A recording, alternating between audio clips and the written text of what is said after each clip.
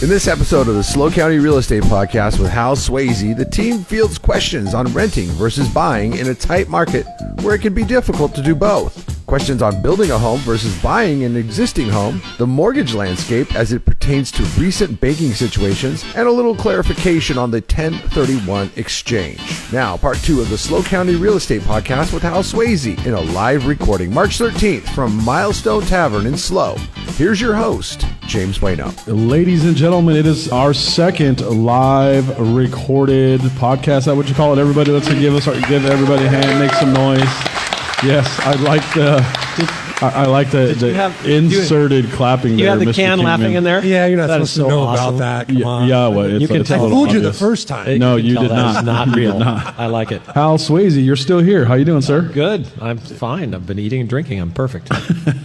J. Pete, how are you, sir? Phenomenal. Couldn't be better. What are you drinking?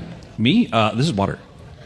Okay, sure it is. What was what's in the glass? other glass? That was a house specialty. Call it that. Hal's specialty? House, a house specialty, A house yeah. specialty. There's a lime in there and nothing else. Yeah. Yeah, just lime water. And the gentleman at the end of the table, how are you doing, sir? Mr. JT, how are you? Awesome. Are you kidding me? I get to hang with you guys? You are awesome. Come on. Actually, JT, you're so passionate. Yeah, you're definitely awesome. But, all right. Go but ahead. wait a minute. Sorry. I'm worried about the Coors Corporation. You just have a, what is that, Diet Coke? That He hasn't punched out yet. Yeah. He's got to punch out. Yeah, once I'm off work. Okay. And we're good. Yeah, okay, good. The first question of this podcast should be, what is JT's beverage of choice? But I don't think that's a very difficult question. I think every single person in this room would know. Oh, yeah. Give me a bad rap. What, you don't know? It's silver.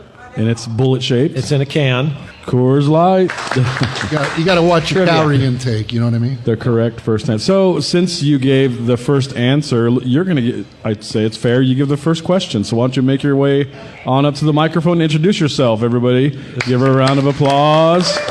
Here, we're starting our Q&A session for this podcast. Will you please introduce yourself and where you're from and then go with your question? Yes, I'm Christy Chong Clemens. I'm from, San Luis Obispo, and I actually first started working with Hal Swayze 22 years ago. Wow. That's right. Exactly. Man. 10 years. Awesome. And then you got a real job. And now where do you work? And I want to first say thank you for inviting all of us into your podcast, and you guys have done a great job. So, Thank you. Appreciate that, yes. so I work in the title and escrow industry for Fidelity Title and Chicago Title, and I have a lot of people ask me, should I buy or should I rent right now in this market? Wow. That's Well, we've done this hey, podcast. so- this is too tough a question for the guys up Yeah. here. Why don't we get somebody else to answer? Yeah. I didn't think Hal could answer it or JP. Right. Oh. Can we have our Man, most let's get senior an buyer's expert. agent? Let's get an expert. Yeah, Graham Baldwin. He's our most. Oh, Graham Baldwin. Come on up, Come on Graham. up. Will you help us? Yeah. Everybody in the podcast that listens to us will remember Graham from a few podcasts ago. Mr. Baldwin is part of Team Swayze. Mr. Baldwin, how are you, sir? There we go. Perfect. Don't walk away, Christy. You're going to... Yeah. Okay. Okay. In a distance. Okay, rent or buy? Rent or buy? So yeah, good question. San Luis Obispo is a very expensive place to buy, but it's also a very expensive place to rent. If you have the down payment and you can make the numbers work, rent's just going up. It's not going down. So, if you can get into your own asset and pay yourself rather than a landlord, there's lots of programs available, and Ben can attest to this for first-time home buyers. A lot of times people think, oh my gosh, I have to have 20% to buy. I'm not going to do anything. Well, that's not true at all. Right. So get with a good lender. Get with Ben here and, talk about the options. About getting as little as potentially 3%, 0. Yeah, we can do VA, we can do Right. bond loans. Right, exactly. So there's lots of options out there. Pay yourself rather than your landlord. So that's what I'd say. So, Christy, he's saying get a raise and save money. Right? Wait. Talking to a lot of potential buyers, this is very valuable information. So this recording is great so that I can share this with everybody and have more buyers to you guys. Sounds good. Thank Awesome. you. Thank you Thanks. so much. Good question. Appreciate it. Yeah, if you're not building wealth for yourself, you're building wealth for someone else. Why do I feel like you're talking to me directly, Jay? Buy You're looking at me, the side eye. I don't appreciate it. Everybody's there. a house, Jim. And he's looking right through me. Yeah, I know. Well, he's going to get a house through you. Yeah, That's why. Yeah, I mean, yeah.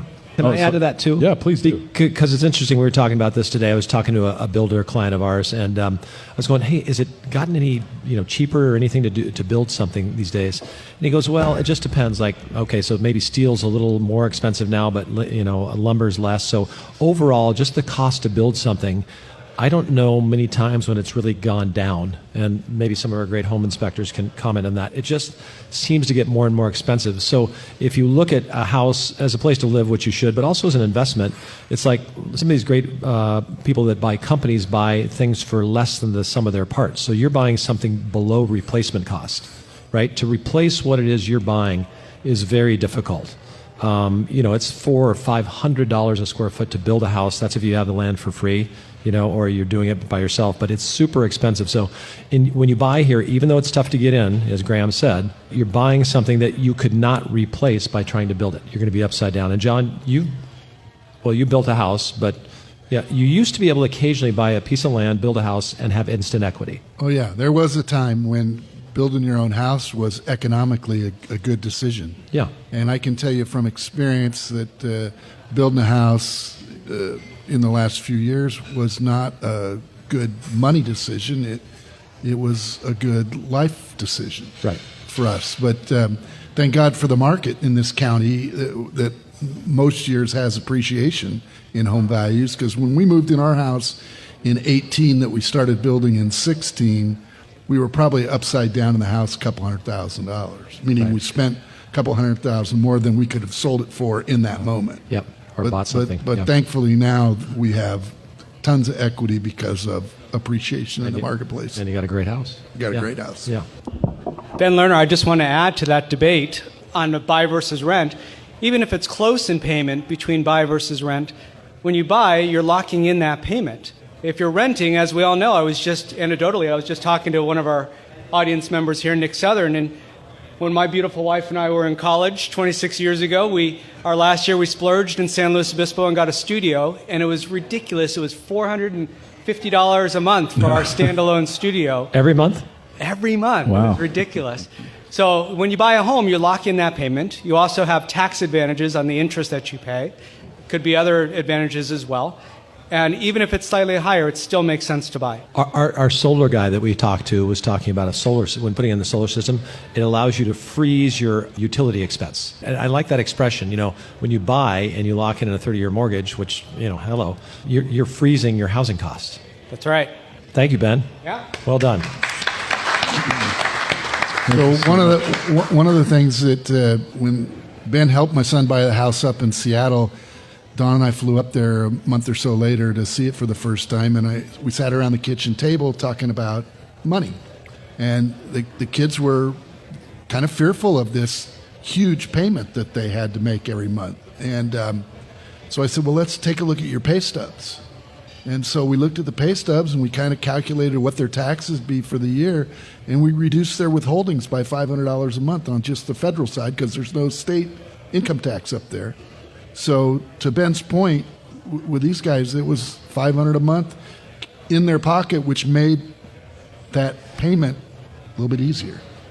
Yeah. They moved from San Luis, where their rent was $2,500. Their payment's $3,800. Ouch, right? Yeah. But to Ben's point, it's better to have a $3,800 payment where you own than a $2,500 payment where you rent. That $3,800, we can shorten the gap. We can buy the $500 a month that they're going to save in federal taxes, and then another $1,000 a month they saved in state taxes because there aren't any up there. We don't have that luxury here. Yeah. So they were actually, when we figured it out, ahead. Well, yeah, and so we got Tom Souls, Tom and Maria. So you guys, can you remember buying your first house? So was it a stretch? It's always a stretch to buy. It's always a stretch to buy. Never a good time to buy because it's scary. Right. But in reality, it's always a good time to buy. Right. Right. It is a stretch. Okay. Ben Lerner, that first house you and Susie got, long time ago, right? Yeah. And that was a stretch. And, Great way to build wealth. right? Yeah. Yeah. Good deal. I think since Graham, looks like Jordan's coming up, Okay, Mr. Jordan Knauer. Which high school did you graduate from? Slow high, baby. That away. Is it better than Graham's high school that he went to? Arroyo Grande Eagles? Yeah. Oh, okay, good. Just check. Night and day difference. Yeah, Yeah. thank you. Go All right. Tigers. So, JP, you touched on this a little bit, but I wanted to bring it back up because I think it's important. Obviously, there's so many headlines in the news when buyers are looking to buy about what's going on in the market. San Luis seems like it may or may not be similar to that. So as a buyer, how do you navigate the market when there's so much stuff going on and the headlines in the market? How do you navigate that for a smaller community like San Luis Obispo that may or may not be different from the national news that's going on? I'd start with a simple statement: is don't wait to buy real estate. Buy real estate and wait. That's where your wealth comes from. Right? Yeah, like I stole that from James. Yeah. Okay, good. But again, lean into your economist, your local real estate economist. I mean, we call them, around here, we call that a realtor, a real estate professional, somebody who knows their market. But it's just like any other field. Like, not all CPAs are created the same. Not all lenders are the same. We've got some great ones in the room today, but not all realtors are the same either. Find somebody that's an economist of choice, somebody that knows the market, that's doing transactions, that's up to speed on what's happening. Don't pay attention to the mainline media. They're trying to sell sensationalism because that's what sells. Like, property values stabilize over the last year. Does that sell headlines? Is that going to sell subscriptions? No. So reach out to somebody that's in the know, that's a professional. I mean, you're not going to perform oral surgery on yourself, right?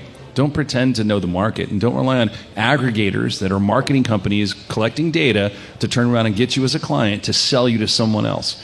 Aggregators are out there just trying to trap your information. Look for a local resource, someone that can give you the information that you need to arm yourself with the knowledge required to make the right choice. Wouldn't it be funny if they did a survey of 1,000 property owners in this county and said, hey, are you happy you bought your place or you're not? I wonder what the percentage of people have said, yeah, I'm glad I bought my place. 100%. Yeah, or even 99 or 95. So that it'd be like, oh my gosh, 99% of homeowners are glad they bought their home. That we'll never see that posted anywhere. Well, and the media focuses on the critical mass when they're doing their headlines and their reporting. They're speaking out to places like Los Angeles and San Francisco, and you mentioned it, Hal, in the last podcast. People are coming into areas like ours from those areas.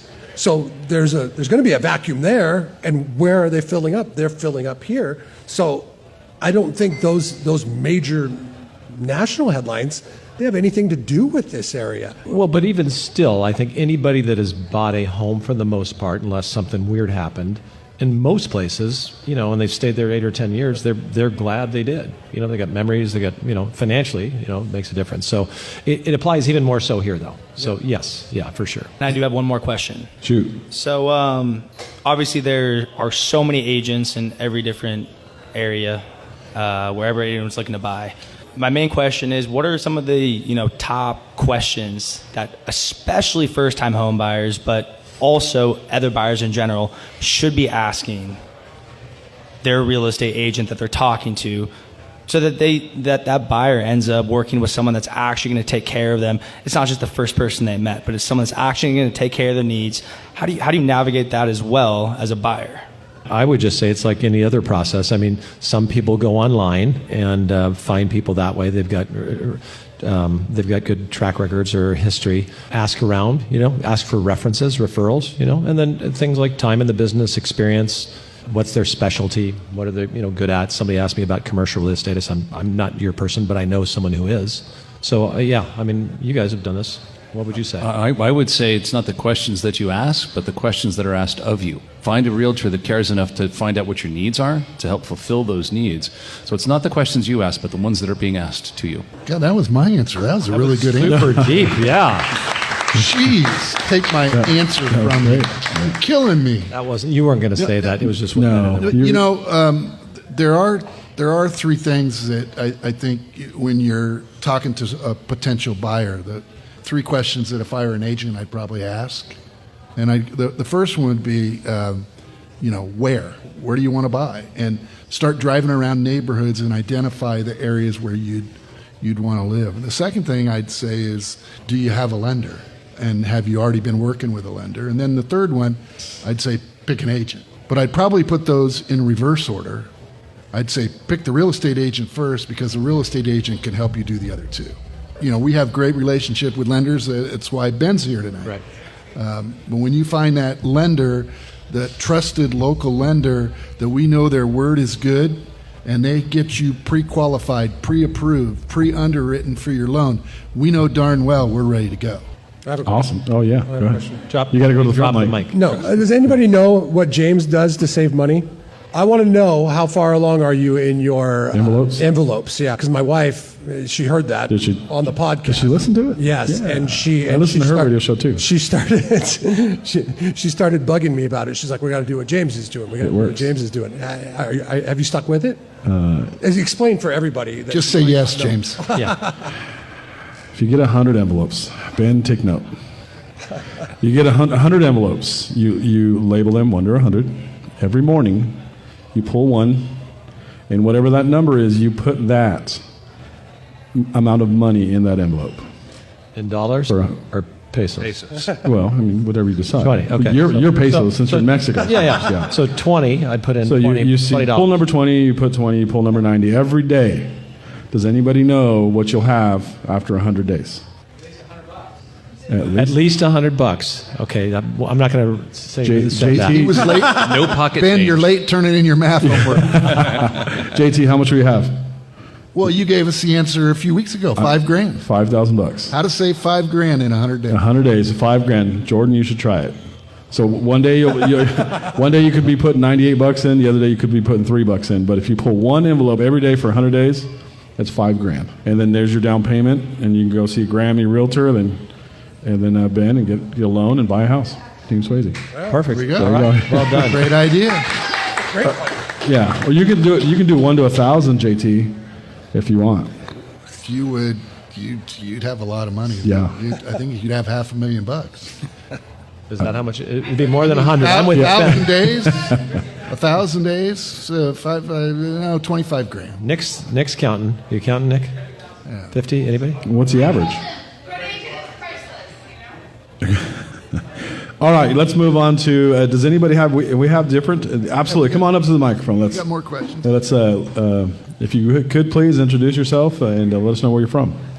Your real name. While he's going not up to your the mic, stage you never, name. you never Your real answered name. my question, James. What? Have you stuck with it? It's And- because I haven't done it yet. That's why I was avoiding the question. Got to have a plan. theory. You got me. It is. I was just trying to be involved.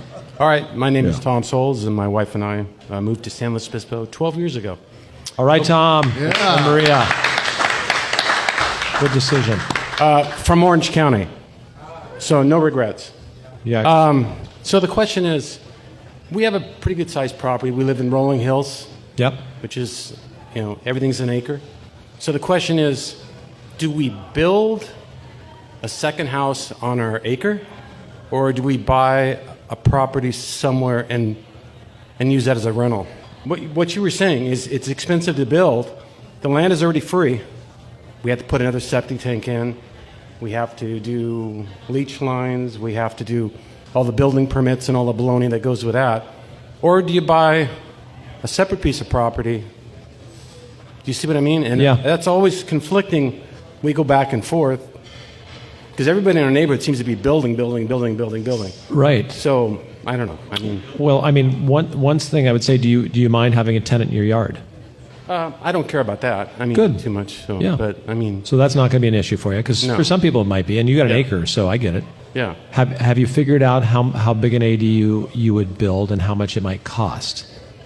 I'm thinking like 700,000. How big would it be?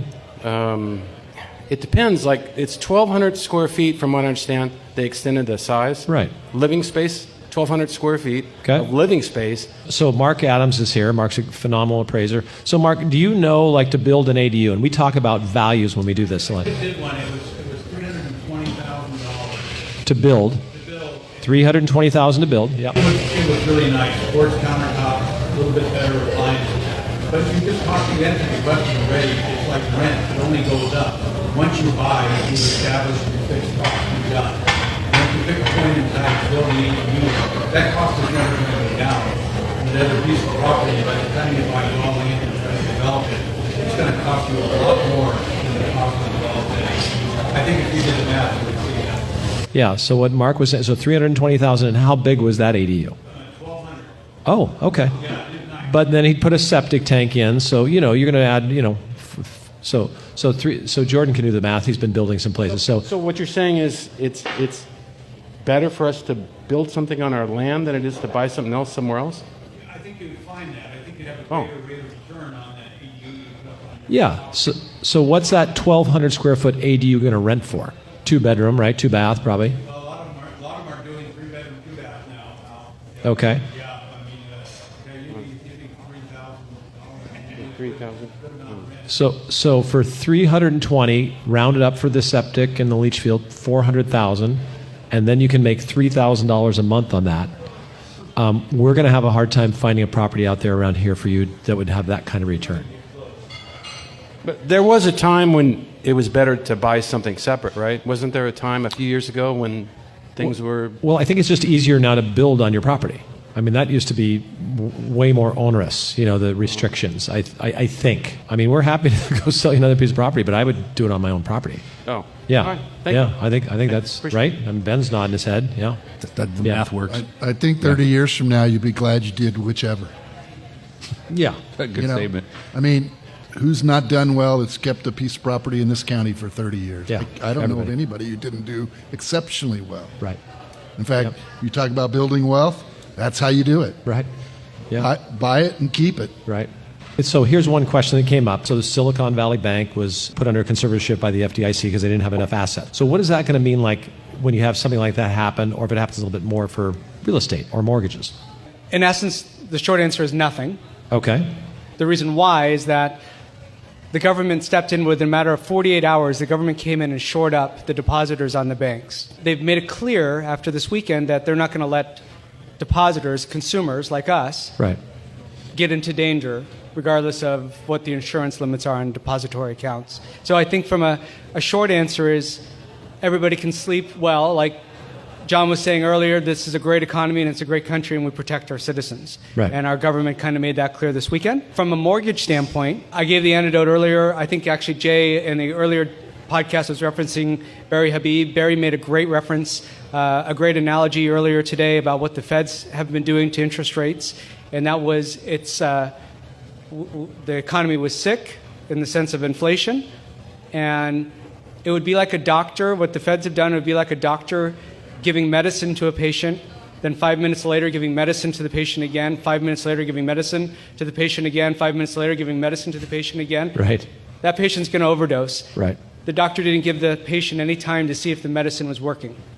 And that's exactly what the feds have done to our economy. And I think what these banks have shown over the weekend is that they need to slow down. They need to see what's happened to our economy and see what, instead of looking in the rearview mirror, they need to look at today Right. and see where we are and stop looking in the past. Right. And so I think what that means for mortgage rates is that mortgage rates right now have responded by going down.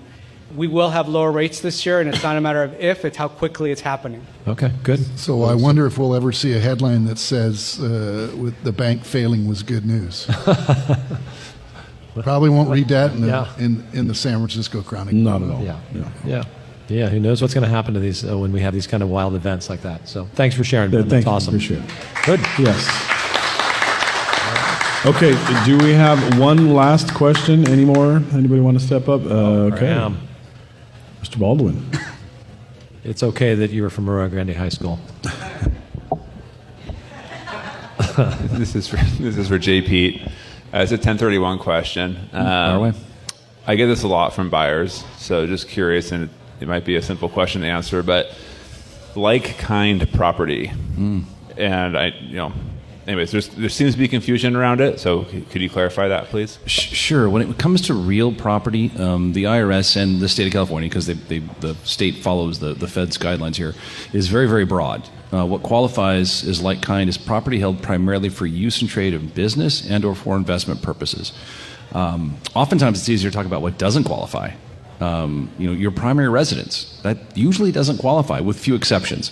There's the opportunity of bifurcation, where the property has two uses. Like, say you've got a vineyard and you live there, that might, some part of that property then would qualify. But ADU? an ADU, that's another great example. Yeah, an ADU because you've got your primary residence and an investment property on it. So like kind is very, very broad. For some people, if I'm selling an investment property, it's a 3-bedroom, 2-bath house with a cypress tree in the front yard. Does that mean I have to buy a 3-bedroom, 2-bath house with a cypress tree? Absolutely not. You can sell a single-family residence and buy vacant land. You could buy an apartment complex. You could buy fractional interest in another piece of in a larger asset. I think so. The real point here is if it's not your primary residence, then it would qualify as one held for investment. You could also sell businesses, like say the gas station across the street.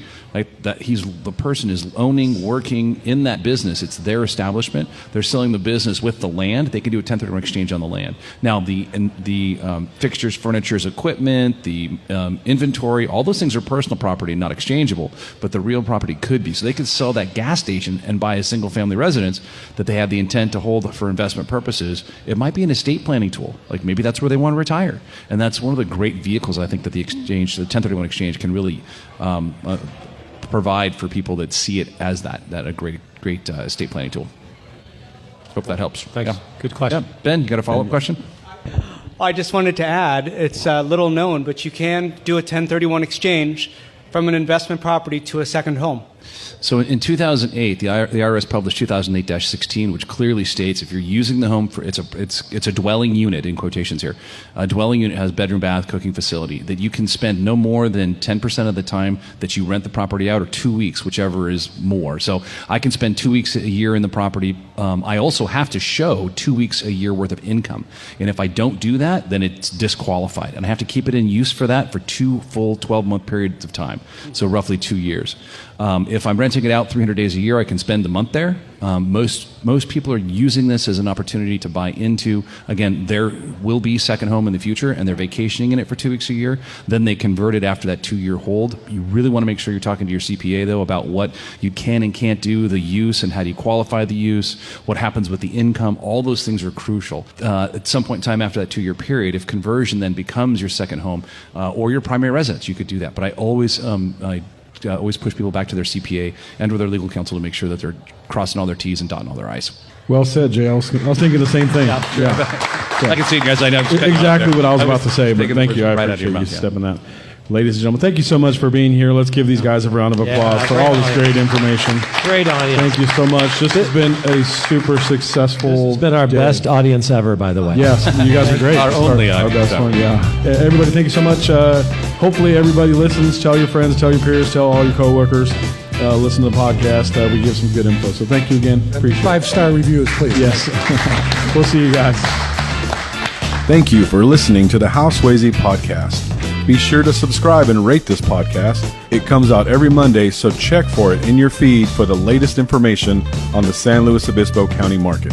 The SLO County Real Estate with How Swayze podcast is available wherever you get your podcast and on howswayze.com, where you can find current listings and other real estate tips. Howswayze.com, that's HALSWEASEY.com. I am James Bueno, Director of Marketing for the How Swayze Group. If you're looking for anything real estate, give us a call, 805-781-3750. Al Swayze is a licensed California real estate broker. DRE number 01111-911. The SLO County Real Estate with Hal Swayze podcast is a production of AGM Podcasts. Subscribe wherever you get your podcasts.